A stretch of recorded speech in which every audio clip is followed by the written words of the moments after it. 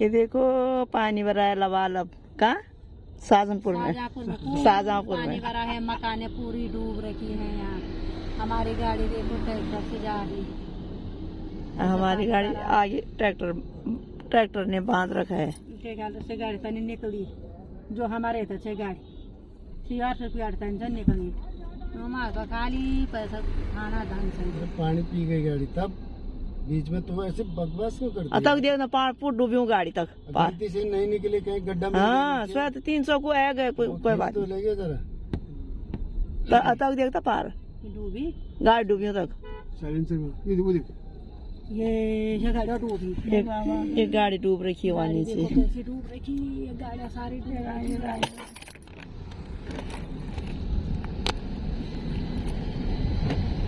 Set कर लगा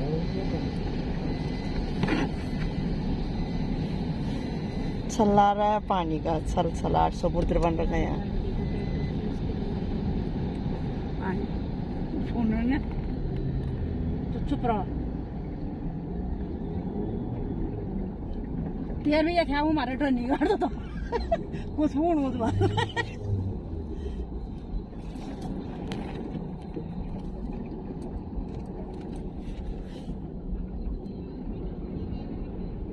पहाड़ी में इतनी डूबी में क्या गुन्नो तक पानी घुटने तक पानी आयो। खतरा यहाँ पर है ना इसलिए सिग्नल चलने में रोड कट रही पूरी ट्रेन नहीं देखो पूरा पानी लबालब हो रखा है।